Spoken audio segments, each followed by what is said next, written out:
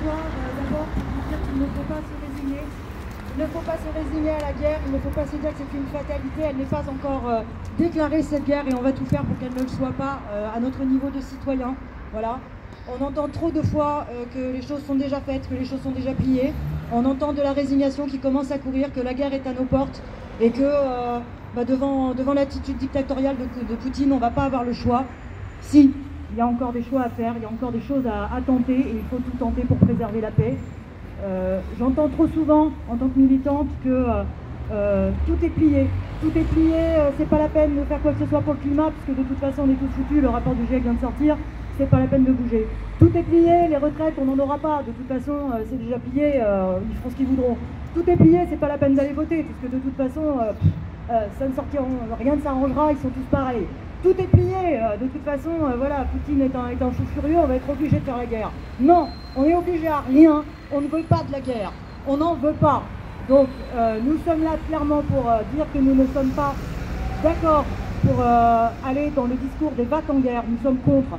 Nous sommes contre également la souffrance des peuples, de tous les peuples. Aujourd'hui, évidemment, nos pensées vont vers le peuple ukrainien, mais aussi le peuple russe qui a le courage de se lever, de manifester au prix de sa liberté contre la décision d'un dictateur qui prend la responsabilité de nous amener à deux doigts d'un conflit mondial. Face à ce dictateur, nous avons des gens qui sont bellicistes, qui sont belligérants, qui sont va-t-en-guerre. Méfions-nous des va-t-en-guerre.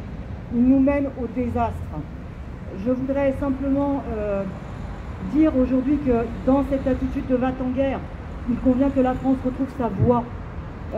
Cette voie, c'est celle du non-alignement, c'est celle du refus de suivre aveuglément l'opinion de certains et d'avoir la nôtre, et d'oser avoir notre voie de pays souverain qu'est la France.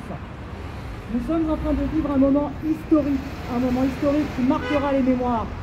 Je voudrais, dans quelques temps, que dans les manuels scolaires, mon pays, la France, soit celui qui figure comme étant celui qui a défendu la paix jusqu'au bout, qui a défendu la paix à tout prix, qui a tout tenté, tout, pour que les peuples n'aient pas à souffrir du conflit des impérialismes et des oligarques. Car, comme le disait Paul Valéry, et je vous quitterai là-dessus car je ne veux pas faire trop long, la guerre, c'est le massacre de gens qui ne se connaissent pas au profit de gens qui se connaissent mais ne se massacrent pas. Ceux qui appellent à la guerre ne sont pas ceux qui la payent. Nous serons pour la paix, toujours.